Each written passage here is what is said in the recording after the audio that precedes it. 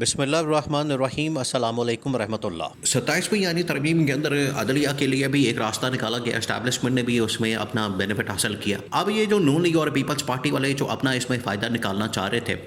کہ ہمیں بھی کسی طرح سے بینیفٹ مل جائے، وہ تھا کہ لائف ٹائم ہمیں NRO مل جائے، ہمیں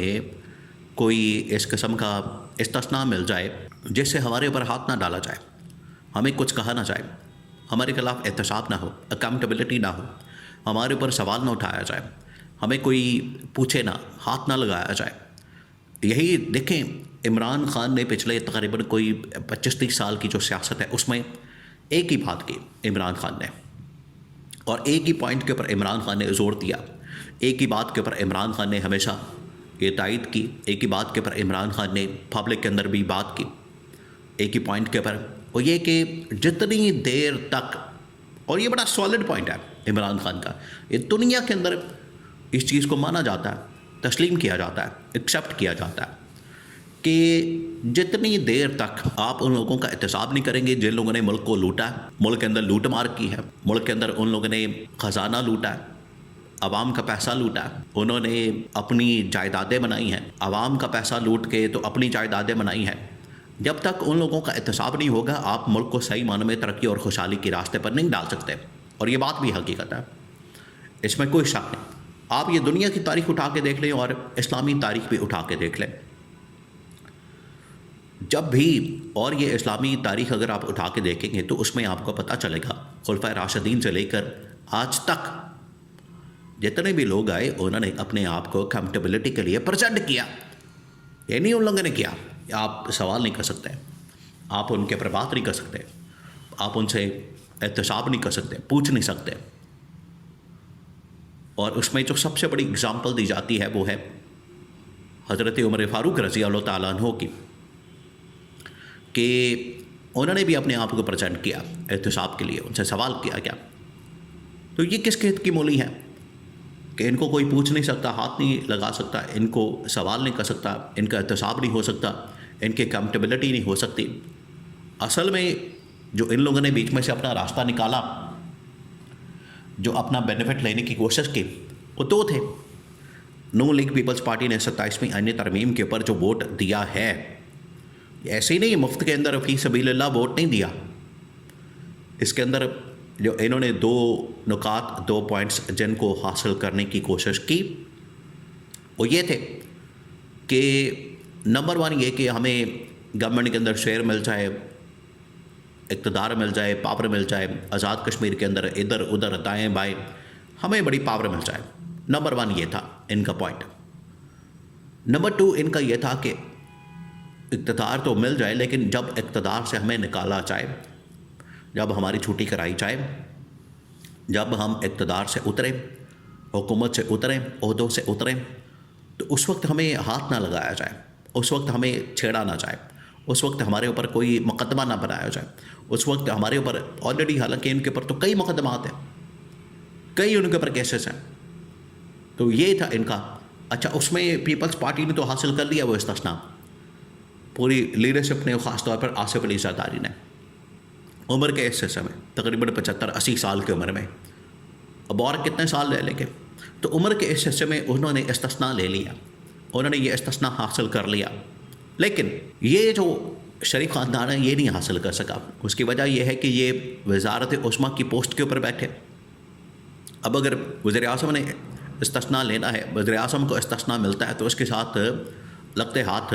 عمران خان کو بھی مل جانا تھا، یہ ان کو گوارا نہیں تھا،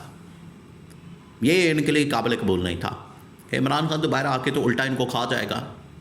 انہوں نے کہا کہ ٹھیک ہے، مقدمات جھیل لیں گے، ان کا سامنا کر لیں گے، لیکن عمران خان کو استثناء یہ ہمارے لیے ریڈ لائن ہے، ناقابل قبول ہے، تو ادھر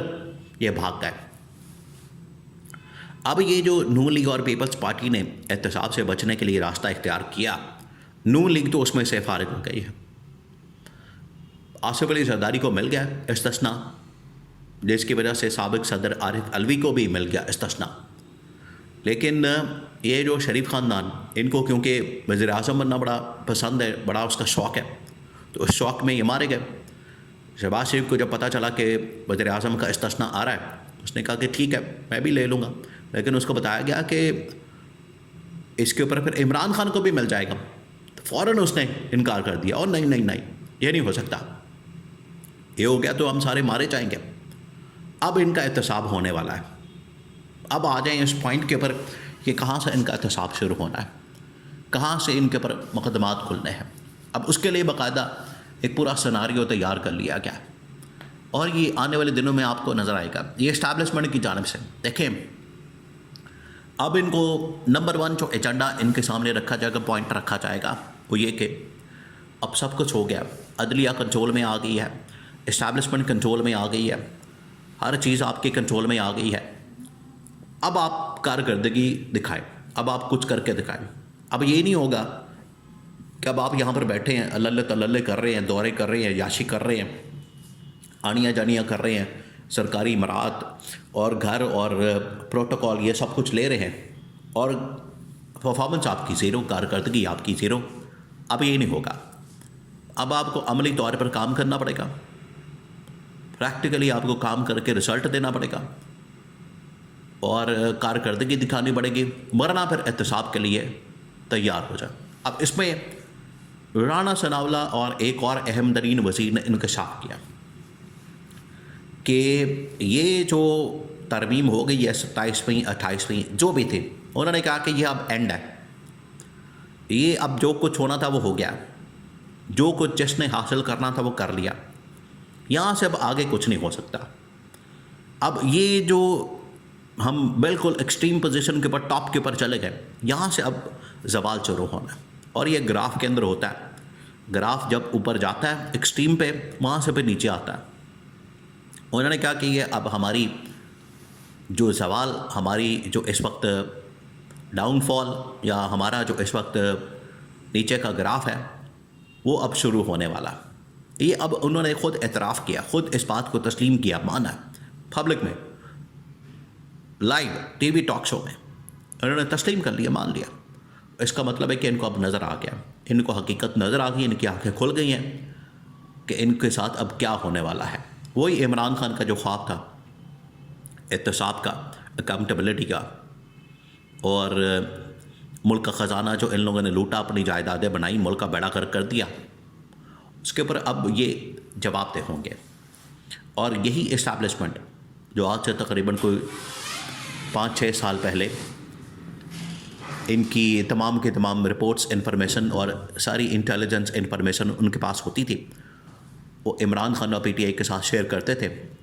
اب وہی کیسز اور مقدمات کھلنے والے ہیں اور ان کے اوپر بننے والے ہیں. اب اس کے لیے یہ تیار ہو جائے, کیونکہ یہ ترمیم کر کے آئین کے اندر عدلیہ اسٹیبلشمنٹ